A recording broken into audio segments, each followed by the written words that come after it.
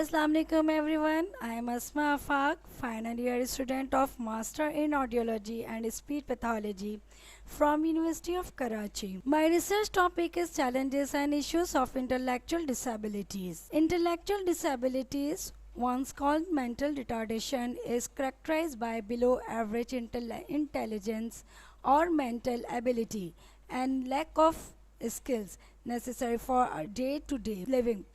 People with intellectual disability can and do learn new skills, but they learn them more slowly. There are varying degrees of intellectual disability from mild to profound. Obviously intellectual disability shows करता है इस चीज़ को कि जहाँ पर तमाम areas में बच्चा हो या बड़ा यानी चाइल्ड हो या अडल्ट उसमें डेफिसिट एरियाज़ आ रहे होते हैं, बिलो एवरेज पर उसकी प्रॉब्लम्स शो हो रही होती हैं. देन इस वजह से इंटेलेक्चुअल डिसेबिलिटी टर्म्स यूज़ की जाती है. Second slide, what is intellectual disability? Someone with intellectual disability has limitations in two areas. These areas are intellectual functioning and adaptive behavior. Intellectual disability in functioning means yani also known as IQ. This refers to a person's ability to learn, reason, make decision and solve problem. जहाँ बच्चों पर ये problem आ रही हो कि जो उनका mental level जो बिलो एवरेज पर जा रहा हो, तो डेफिनेटली वहाँ पर वो डिसीजन मेकिंग या अपनी प्रॉब्लम सॉल्विंग को लेकर उनके लिए बहुत सारी प्रॉब्लम्स और चैलेंजेस का सामना करना पड़ता है, क्योंकि वो इंडिपेंडेंट नहीं होते और अपने लिए किसी भी किस्म का कोई डिसीजन नहीं ले सकते. Adaptive behaviour, this are skills necessary for day to day life such as being able to communicate effectively, interact with others and take care of oneself. जहाँ पर इन बच्चों को अगर हम डेली लिविंग स्किल्स पर या सोशलाइजेशन पर, इंटरेक्शन पर बात करते हैं, तो वो काफ़ी हद तक वो एरिया उस एरिया में ये डेफिसिट होते हैं और बहुत नॉर्मल से काफ़ी यानी बिलो एवरेज पर होता है. इंटेलेक्चुअल डिसेबिलिटी पर्सन, इनका जो है डेवलपमेंटल इश्यूज़ काफ़ी हद तक होते हैं और फिर इनके साथ इनकी जो है problems day by day increase हो रही होती हैं. वो इस हवाले से कि इनका माइलस्टोन काफ़ी हद तक डिले होते हैं और ये नॉर्मल से काफ़ी हद तक डिले वर्किंग या फंक्शनिंग कर रहे होते हैं.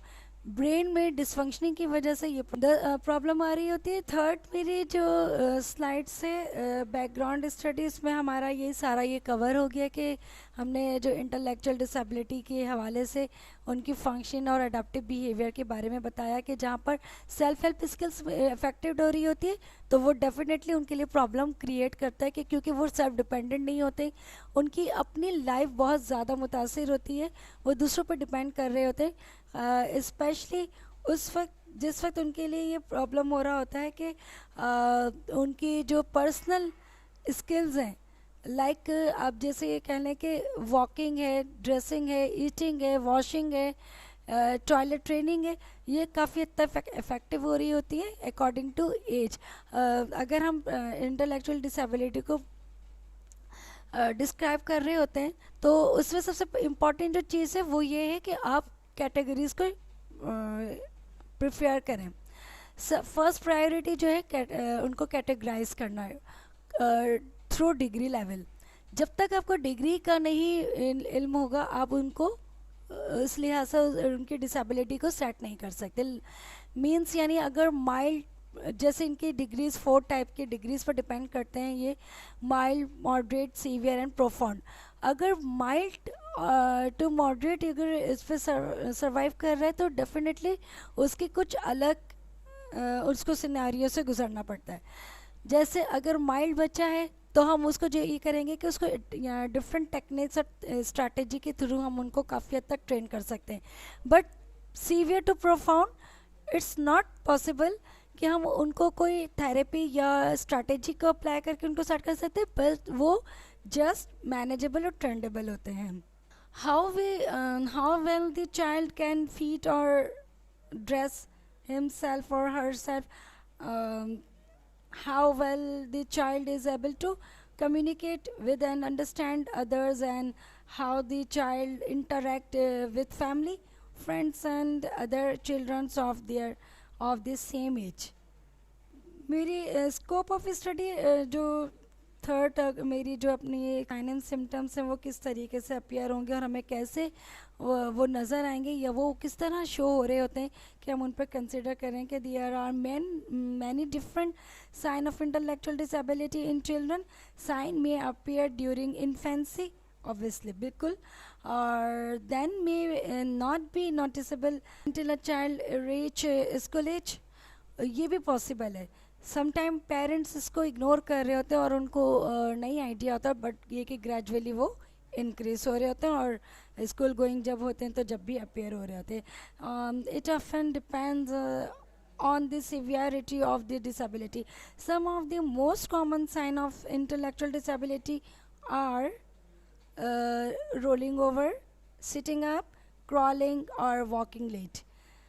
Understood बात है कि उनके काफ़ी लेट हो जाते हैं. or having trouble with talking and slow to master things like potty training, dressing and feeding himself or herself. Difficulty remembering things, inability to connect action with consequence, behavior problems such as explosive tantrums and difficulty with problem solving or logical thinking. उसमें हम अच्छा फिर accordingly जब हम अगर इस पे देखें कि जो अजम्पशंस ऑफ हाइपोथेसिस है कि इस स्टडी का मकसद ही सिर्फ ये था कि हम अपनी रिसर्च को एक बेनिफिट बना सकें, ऐसी रिसर्च बना सकें जो दूसरों के लिए बेनिफिट हो उसमें, और उन बच्चों और लोगों के लिए जो आईडी से रिलेटेड होते हैं तो उनके लिए हम डिफरेंट किस्म की टेक्निक्स हैं, स्ट्रैटेजीज़ हैं, एक्टिविटीज़ हैं, थ्रू उसके हम उनको सेट कर सकते हैं. फिर मैंने अपनी इस रिसर्च में इम्पॉर्टेंट ऑब्जेक्टिव को इंक्लूड किया, क्योंकि हम सारे ऑब्जेक्टिव पे बात नहीं कर सकते और हमारी रिसर्च का मेन जो पर्पस है वो यही है कि हम पेरेंट्स और चिल्ड्रन के जो चैलेंजेस हैं उन पर फोकस किया जाए. तो लाइक सम इश्यूज ऑब्जेक्टिव जो number 1 medical issues, behaviour issues, mental health और learning, developmental, socially and educational, economically. Research methodology, मैंने अपनी इस रिसर्च के लिए जो मेथडोलॉजी को यूज़ किया था वो तमाम पेरेंट्स और टीचर से उनका हमने डेटा कलेक्ट किया और वो डिफरेंट मेथड पे हमने उसको कलेक्ट किया. लाइक एक हमने ग्राफ बनाए जिसमें 30% पार्टिसिपेंट्स को इंक्लूड किया और उसमें मेल फीमेल दोनों पर स्टडी की, जो कि 7 to 16 ईयर्स के ये तमाम वो बच्चे थे जिनके पेरेंट्स काफ़ी कोऑपरेटिव भी थे और कुछ पेरेंट्स ऐसे थे जिन्होंने हमारे साथ कोऑपरेट नहीं भी किया, क्योंकि वो ये समझते हैं कि इनके ऊपर हम अपना टाइम वेस्ट नहीं कर सकते या इनके ऊपर हम अपना अमाउंट क्यों वेस्ट करें, ये हमें कोई रिटर्न नहीं देंगे. जबकि ऐसा कुछ भी नहीं है, क्योंकि अल्लाह पाक ने हर बच्चे के अंदर कोई ना कोई स्पार्क रखा है. डेफिनेटली वो अपनी एबिलिटी के बिहाफ सर्वाइव कर सकता है. डिपेंड करता है कि पेरेंट्स और टीचर उसके साथ किस तरह कोऑर्डिनेट कर रहे हैं. हमने जो इसको इस तरीके से डिज़ाइन किया था कि इसमें हमने एक फॉर्म को प्रिपेयर किया जिस पे हमने डिफरेंट किस्म के पेरेंट्स के 15 क्वेश्चनर को हमने इसमें इंक्लूड किया और पेरेंट्स से हमने डिफरेंट टेक्निक्स के थ्रू इसको फिलफिल किया. कुछ हमने टीचर से कंसल्ट किया और पर्सनल इंटरव्यूज़ के थ्रू किया, ईमेल किया, कॉल्स की. इसके हिसाब से फिर हमने अपने डेटा को कलेक्ट किया. और इंस्ट्रूमेंट स्टडी स्लाइड नंबर 8 में ये था कि मैंने अपनी स्टडी को क्वेश्चनर और इंटरव्यू के थ्रू और पर्सनल मीटिंग के ज़रिए इसको कंप्लीट किया. रिस्पॉन्सेस में अगर हम देखें तो हमने अपने 15 क्वेश्चन में से कुछ क्वेश्चन के सामने रखते हुए इनके रिस्पॉन्सेस कलेक्ट किए. वो इस तरीके से हमने लिए कि लाइक जैसे कुछ क्वेश्चन मैं आपके सामने रखती हूँ. Number 1, did the problem begin suddenly? तो 60% पेरेंट्स एग्री थे कि यस, उनको यहाँ पर जो है सडनली प्रॉब्लम उनके सामने आई, और 40 ने कहा कि नहीं. तो ऑब्वियसली कि उसमें ये होता है कि अगर सडनली जो 60% कह रहे हैं तो उसमें ये होता है कि उनके वो इस चीज़ को अंडरस्टैंड ना कर सके हो, और सॉरी वो इस चीज़ को फौरी अंडरस्टैंड कर सके हो क्योंकि उनके पास अवेयरनेस लेवल था और 40% इसलिए नहीं कर सके क्योंकि वो इस चीज़ को अंडरस्टैंड ही नहीं कर सकते थे, उन्हें ये आइडिया ही नहीं था कि ये बच्चे के साथ क्या प्रॉब्लम आ रहा है। Are you facing challenges at home? 40% ने कहा कि हाँ प्रॉब्लम होती है, और 60% ने कहा कि नहीं। तो ये डिपेंड करता है इन्वायरमेंटल, जो होम इन्वायरमेंट होता है उससे डिपेंड करता है कि आया siblings, pairs, relative and other environmental जो भी इनके साथ चीज़ें अटैच है वो उनको किस तरीके से प्रोवाइड की जा रही है, जिसकी वजह से उनके बिहेवियर इश्यूज या उनके और पर्सनल प्रॉब्लम्स ज़्यादा तो नहीं हो रही, जिसकी वजह से पेरेंट्स को, ये घर वालों को फेस करना पड़ रहा है। Are you face problem when you move in society? ये तो पर्सनल एक्सपीरियंस है मेरा कि जब सोसाइटी में मूव करवाया जा रहा था इनको, तो उस वक्त पेरेंट्स को काफ़ी हद तक चैलेंजेस का सामना करना पड़ता है, क्योंकि सोसाइटी एक्सेप्टेंस नहीं है, वो सोशली इंटरेक्ट करना ही नहीं चाहते इन बच्चों के साथ। हालांकि अगर करें तो काफ़ी अच्छा बेहतर रिस्पॉन्सेस आ सकते हैं, बट ये कि वो मज़ीद अपने बच्चों को या एज फेलो को इनसे दूर रखते हैं कि जैसे कोई खुदा ना खासा ये कोई छूत या कोई वायरल इन्फेक्शन है जो बच्चों को लगेगा और उस तरीके से उनको भी ये प्रॉब्लम हो जाएगी। जस्ट मेंटल अवेयरनेस ना होने की वजह से ये सारी प्रॉब्लम होती है। फिर इसी तरह हमने हर सवाल का एक आंसर हमें मिला और हमने उसकी परसेंटेज निकाली, तो हमारे पास जो रेशो आ रहा था वो कंटिन्यू 80% को शो कर रहा था। फिर अभी हमने अपनी रिसर्च को इम्पॉर्टेंट देते हुए इन तमाम चीज़ों को मद्देनज़र रखते हुए तो इंटरप्रिटेशन लेवल पर हम लेके गए, जहाँ टेबुलर फॉर्म पर इसको हमने कलेक्ट किया। जब टेबुलर फॉर्म पर हम लेकर आए तो अकॉर्डिंगली क्वेश्चन हमें परसेंटेज एक्यूरेसी के साथ नज़र आई। काफ़ी हद तक अच्छा हमें रिस्पांस मिला और उससे हमें पेरेंट्स का परसेंटेज क्लियर मिल गया। उससे काफ़ी चीज़ें क्लियर हुई कि बच्चा सोशलाइज कर रहा है कॉग्निशन लेवल पर, एजुकेशन लेवल पर, इकोनॉमिकल लेवल पर, हर लेवल पर हमें अलग अलग डिफरेंट किस्म की हमें परसेंटेज नज़र आई। बट ये कि मैं एक बात इम्पॉर्टेंट यही है कि देखिए जब तक हमारी अच्छा समराइज डिस्कशन इसमें यही बात है कि अगर बच्चे की बेटर इम्प्रूवमेंट लाना है तो उसमें हमें पेरेंट्स और टीचर्स को अच्छी अंडरस्टैंडिंग और कॉपरेशन के साथ वर्क करना होगा, क्योंकि जब बच्चे की डिग्री के हिसाब से अगर पेरेंट्स नहीं चलेंगे या टीचर, तो वो किसी भी किस्म की प्रॉब्लम को सॉल्व नहीं कर सकते। मीन्स यानी it's very important for better achievement या बेटर इम्प्रूवमेंट।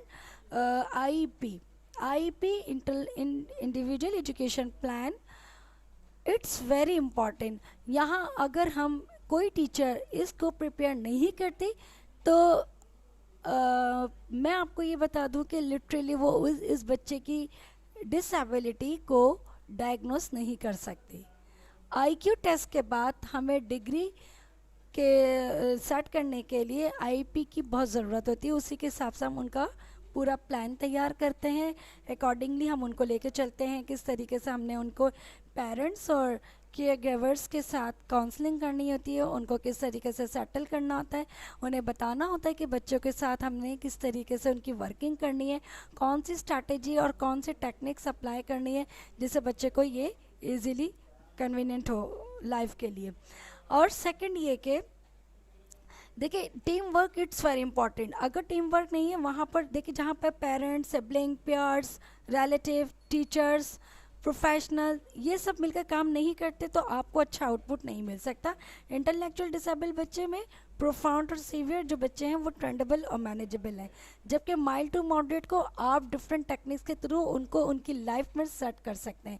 फिर दूसरा ये कि आप ट्रेनिंग इनकी हम वोकेशनल ट्रेनिंग भी कराते हैं और प्रैक्टिकली इट्स वेरी इंपॉर्टेंट, क्योंकि जब तक देखिए अगर मेरी रिसर्च में ये चीज़ें काउंटेबल हैं कि हमने ये पॉइंट्स पर डिस्कस किया कि जहाँ जहाँ पेरेंट्स को इश्यू आ रहा है, जहाँ चिल्ड्रंस को इश्यू प्रॉब्लम्स आ रही हैं, वो तो एक अलग चीज़ है, बट इनके लिए हमने करना क्या है, वर्किंग क्या है, हम क्या कर सकते हैं, तो वो इम्पॉर्टेंट है। तो उसके लिए ये कि practical work it's very important. जब तक आप इनके सेल्फ हेल्प स्किल्स इनके डेवलप नहीं करेंगे तो ये बच्चा आगे नहीं जा सकते, क्योंकि ये डिपेंडेंट पेरेंट्स पर होंगे, जबकि हम चाहते हैं ये सेल्फ डिपेंडेंट होंगे। और सेल्फ डिपेंडेंट के लिए ये ज़रूरी है कि इनको उस हिसाब से टैकल किया जा सके। टीचिंग बेस्ट होगी तो दोनों में जाहिर सी बात है पेरेंट्स और टीचर में कोऑर्डिनेशन भी अच्छा होगा। इस तरह हमने हर एक एरिया के बारे में बच्चे की जो प्रोग्रेस है उसको मद्देनज़र रखा और पेरेंट्स से भी उनके प्रॉब्लम्स को देखा, तो वो 80% प्रॉब्लम का शिकार हैं और वाकई हैं, क्योंकि आइसोलेशन हमारे यहाँ बहुत ज़्यादा है इस चीज़ पर। और 20% पेरेंट्स का कहना था कि हमें इतनी ज़्यादा प्रॉब्लम फेस करना नहीं पड़ती। कॉन्क्लूजन मेरा यही था कि इस तमाम रिसर्च को कॉन्क्लूजन ये निकलता है कि जो एज अ पेरेंट्स और टीचर इनको करेक्टराइज करना चाहिए कैटेगरी वाइज, और उनको डिफरेंट तरीके से इनके सर्वे होने चाहिए और इनको ग्रुप में डिस्ट्रीब्यूट कर देना चाहिए ताकि डिग्री लेवल पर हम इनको सेट कर सकें और इनकी एबिलिटी को शो कर सकें, और इसमें रहते हुए हम तमाम फैसिलिटीज़ को प्रोवाइड कर सकते हैं ताकि 80% जो रेशो हमें लैकिंग का आ रहा है वो हमें 80 से डिग्रीज होके, और जितना कम से कम हम उसको लेके जा सकते हैं अपनी स्ट्रैटेजी को मद्देनज़र रखते हुए। देखिए, फिर मैं कहूँगी कि practical work it's very important for better life. और फिर इसी तरीके से इन बच्चों की लाइफ जो है बहुत इजी हो जाती है कि इनके ज़ाहिर सी बात है ब्रेन फंक्शनिंग की वजह से इनकी जो प्रॉब्लम्स आ रही होती है वो इस तरीके से तो नहीं कि आपने सिखाया और वो सीख लिया। इनका कॉग्निशन लेवल बिलो एवरेज पर है, ये अंडरस्टैंड नहीं कर सकते, ये कॉम्प्रीहेंड नहीं कर सकते कि आपने क्या बोला है, आपने क्या समझाया, आपने क्या कहा, आपने क्या चाहा इनसे। बट ये कि ये मैनेजेबल और ट्रेंडेबल हैं और ये इमिटेट को फॉलो कर सकते हैं। आप इनको डिमॉन्स्ट्रेशन के थ्रू इनको लर्न करा सकते हैं। अब मैं एक छोटे से एक एग्जांपल इसमें इंक्लूड करूँगी कि फॉर एग्जांपल अगर आपने इनको अगर ईटिंग प्रोसेस सिखाना है तो ईटिंग प्रोसेस में आपने तो फौरी स्पून को ग्रिप लिया, हैंड ग्रिप लिया आपने और फौरी आप माउथ तक ले गए। बट बच्चा जब इसको इमिटेट करेगा या उसको फॉलो करेगा या डिमॉन्स्ट्रेशन को देखेगा तो वो उसको करने में भी उसको काफ़ी टाइम लगेगा, वो एक इमिडिएटली रिस्पॉन्स नहीं देगा बट देगा ज़रूर। ये मैं आपको कंफर्म बता रही हूँ, वो देता है। उसकी इस एफर्ट को आप उसको मद्देनज़र रखें। सम पेरेंट्स ऐसा भी हमारे सामने शो कर रहे होते हैं कि ना बच्चे के हम काफ़ी एग्रेसिव हो जाते हैं कि बच्चा ना सीखा ही नहीं, हम सिखा रहे हैं, लेकिन ऐसा नहीं होता कि वो फौरी सीख लेगा।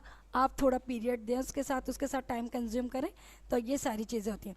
खैर, रिकमेंडेशन में ये है कि ट्रीटमेंट और जब हम बच्चे को हिसाब से चलते हैं तो उसका ट्रीटमेंट भी कर सकते हैं, उसको सर्विसेज भी प्रोवाइड कर सकते हैं और बच्चों को ट्रेन कर सकते हैं, मैनेजेबल कर सकते हैं और डिफरेंट थेरेपीज़ और सर्विसेज के through, like parents awareness, related therapy through professional training with the different techniques, consultant with doctor and medicine, or coordination good between professional and parents and other peers।